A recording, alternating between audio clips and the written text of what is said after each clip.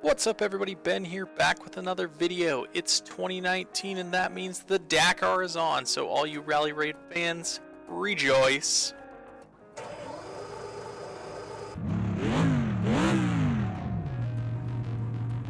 So for us sim racers, the best place to go for Rally Raid action has been Dakar 18. In my opinion, it simulates the experience and the navigation the best. That being said, since Rally Raid is definitely not for everyone, if you haven't already done so, be sure to check out my full review. I'll have a card to it up here or a link to it down in the description below.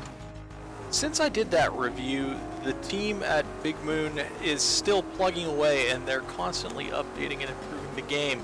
They've released updates 10 and 11 already with some big new features that really are welcome.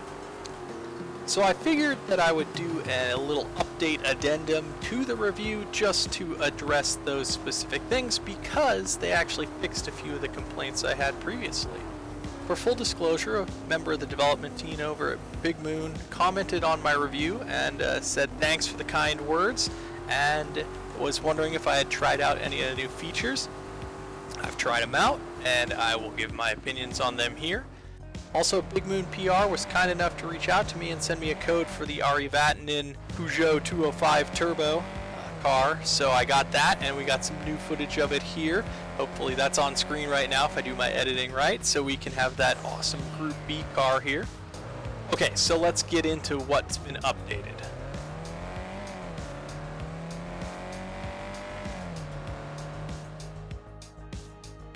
Okay, so the major features that have been updated are Quick Race. Okay, Quick Race fixes the main complaint that I had actually about how the game was structured.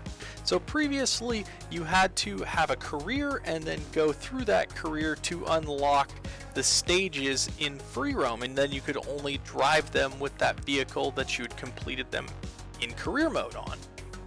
Quick Race does away with that. Quick Race, you can choose any of the vehicles and any of the stages. You can even set what time of day and what kind of weather you have on that stage, and then you can race it. So you could go to the last stage of the rally, pick that and choose any vehicle and go and race that stage.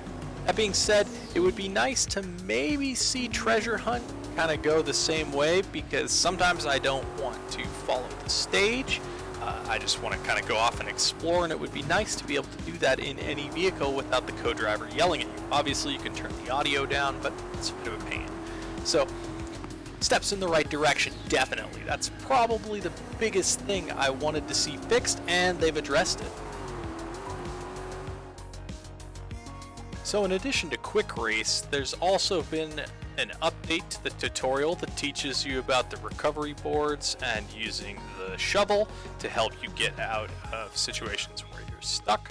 I actually hadn't been stuck in the career mode until my last stream, which was last Saturday, where we got the truck stuck in a pretty deep mud hole and I had to get out several times and put the recovery boards in. So having that in the tutorial is very welcome, because previously I had had to figure that out kind of just by trial and error and messing around with it.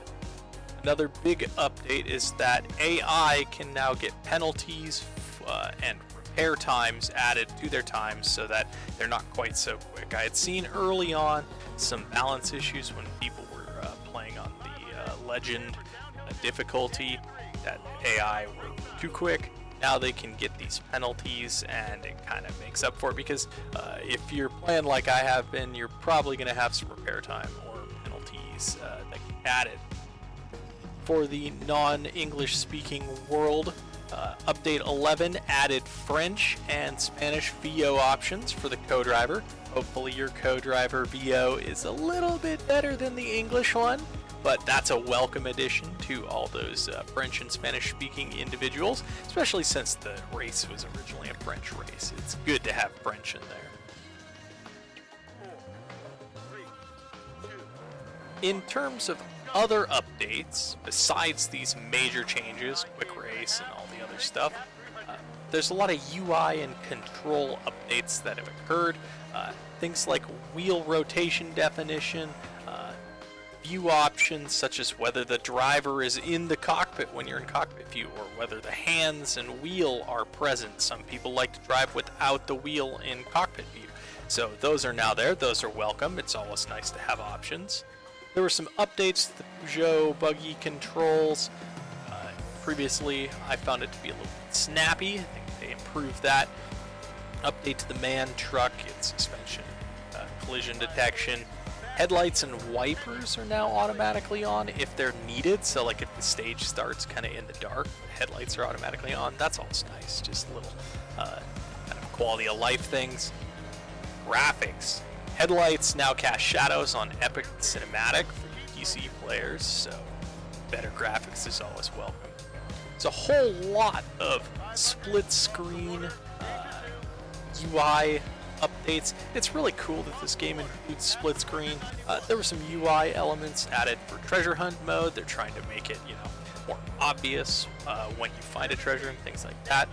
General environmental fixes. Obviously, this is a very large open world, so there's gonna be things that are broken.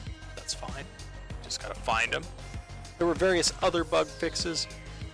Unfortunately, in my testing and footage capture for this video, I did notice one bug actually.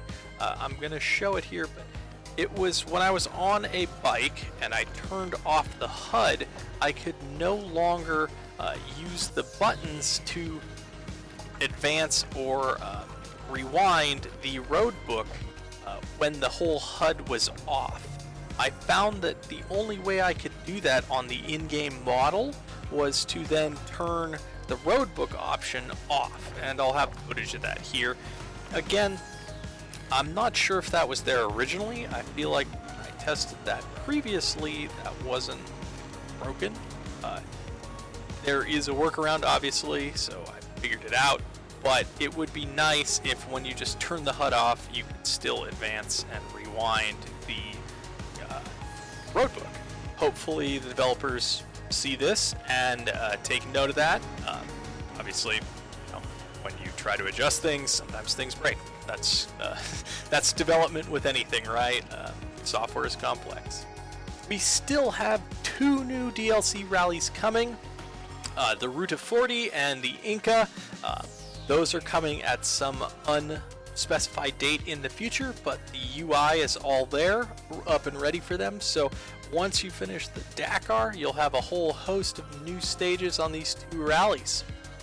So yeah, if you like this video, be sure to hit that like button for me. Subscribe to the channel for more content like this, and be sure to hit that notification bell so you get all the latest updates as soon as they come out.